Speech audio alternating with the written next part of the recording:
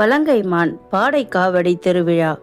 சீதலாதேவி மகாமாரியம்மன் கோவில் அம்மை நோய் மற்றும் கண் நோய்களை குணப்படுத்தும் சக்தி வாய்ந்த தலமாக உள்ளது. திருவாரூர் மாவட்டம் வலங்கைமான் மகாமாரியம்மன் ஆலயத்தில் பங்குனி மாதம் நடைபெறும் புகழ்பெற்ற நேர்த்திக்கடன் விழா பங்குனி திருவிழாவாகும்.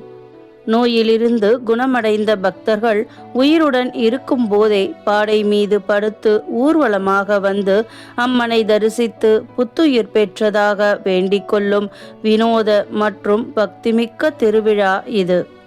நாள்தோறும் அம்மனுக்கும் பரிவார தெய்வங்களுக்கும் சிறப்பு அபிஷேக ஆராதனைகள் அலங்காரம் செய்யப்பட்டு மகா தீபாராதனை காட்டப்படும்.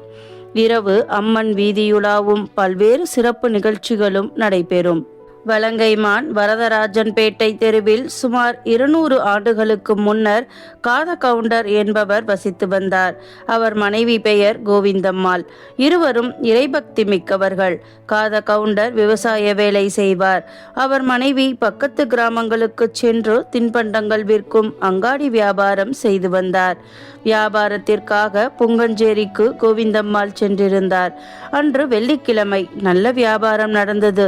நெல்லும் காசும் நிறையவே கிடைத்தது. எல்லாம் இறையருள் என்றெண்ணிக்கொண்டு மகிழ்ச்சியாக அங்குள்ள ஒரு குளத்திற்கு குளிக்கச் சென்றார். குளித்துவிட்டு கரையேறிய பின் ஐயனார் கோயில் பக்கமிருந்து குழந்தை அழும் குரலை கேட்டார். அங்கே விரைந்து சென்ற கோவிந்தம்மாள் பெண் குழந்தை ஒன்று அங்கே அழுது கொண்டிருப்பதை கண்டாள். தெருக்காரர்கள் ஓடி வந்தனர். குழந்தையை கொண்டு வந்து விட்டவர்களை தேடி பார்த்தனர். அங்கு யாருமே தென்படவில்லை. அழுது கொண்டிருந்த அந்த குழந்தையை கோவிந்தம்மாள் தூக்கினாள்.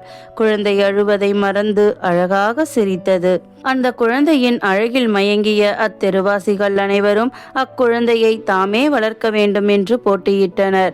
கடைசியாக குழந்தை இல்லாத கோவிந்தம்மாளுக்கே அக்குழந்தை இருக்கட்டும் என்று சொல்லி கோவிந்தம்மாவிடம் அக்குழந்தையை விட்டனர். குழந்தையை எடுத்து வந்து சீதலா என பெயரிட்டு கோவிந்தம்மாள் வளர்க்க தொடங்கினாள். கிட்டத்தட்ட 7 ஆண்டுகளுக்கு மேல் கோவிந்தம்மாள் வீட்டில் வளர்ந்து பல அற்புதங்களை செய்தது அக்குழந்தை. ஓர் நாள் திடீரென்று புங்கஞ்சேரியில் கோழிகளும் ஆடு மாடுகளும் திடீரென இறக்கத் தொடங்கின. பலருக்கு அம்மை நோய் தாக்கியது. ஐயனார் கோயிலில் கிடைக்கப்பெற்ற அந்த பெண் குழந்தைக்கும் அம்மை வார்த்து விட்டது. ஊரே பெரும் துயரமடைந்தது. கடுமையான அம்மை நோயால் தாக்கப்பட்ட அக்குழந்தையின் உயிர் 3ஆம் நாள் பிரிந்தது. ஆறாத துயரம் அடைந்த கோவிந்தம்மாளும் அவரது கணவரும் குழந்தையின் உடலுக்கு இறுதி சடங்குகளை செய்து தன் வீட்டு கொல்லைப்புறத்தில் அடக்கம் செய்தனர். அதன் பின்னர் குடமுருட்டி ஆற்றில் நீராடிவிட்டு வருவோரில் சிலர் கோவிந்தம்மாளின் வீட்டு கொல்லைப்புறம் வந்தபோது ஆவேசமாக சாமி வந்து ஆடினர். அவர்கள், நான் தான் மாரியம்மன், குழந்தை வடிவில் இங்கு வந்தேன், என்னை வழிபடுவோருக்கு அருள் புரிவேன் என்று கூறினர். அதன்படி குழந்தையை சமாதி செய்த இடத்தில் கீற்று கொட்டகை போடப்பட்டது. மக்கள் வந்து வழிபட தொடங்கினர். அதன் பின்னர் அவ்விடத்தில் கோவிலும் எழுப்ப பெற்றது. சீதலாதேவி மகாமாரியம்மன் கோயிலாக பெயர் பூண்டு வரந்தரும் தெய்வமாக அன்னை பராசக்தி அங்கே விளங்கலானாள். அதுவே வலங்கைமான் மாரியம்மன் கோவில் தோன்றி வளர்ந்த வரலாறாகும். வலங்கைமான் குடமுருட்டி ஆற்றங்கரையில் மகாமாரியம்மன் கோவில் உள்ளது. கோவில் கிராம வழிபாட்டு தலமாகவும் சக்தி தலமாகவும் போற்றப்படுகின்றது. இக்கோவிலில் ஆண்டுதோறும் பங்குனி மாதம் 2வது ஞாயிற்றுக்கிழமை பாடை காவடி திருவிழா நடைபெறும். பங்குனி மாதம் முழுவதுமே மிகவும் விசேஷமாக இருக்கும். ஒவ்வொரு பங்குனி ஞாயிற்றுக்கிழமை அன்றும் திருவிழா நடைபெறும். இந்த கோவிலில் பக்தர்கள் பாடை காவடி எடுக்கும் நிகழ்வு மிகவும் முக்கிய நிகழ்ச்சியாகும். அதாவது நோயினால் பாதிக்கப்பட்டவர்கள் அதிலிருந்து குணமடைய மகாமாரியம்மனை வேண்டிக் கொள்வர். நோயிலிருந்து குணமடைந்தவர்கள் இந்த கோவிலுக்கு வந்து நேர்த்தி கடனாக பாடை காவடி எடுப்பர்.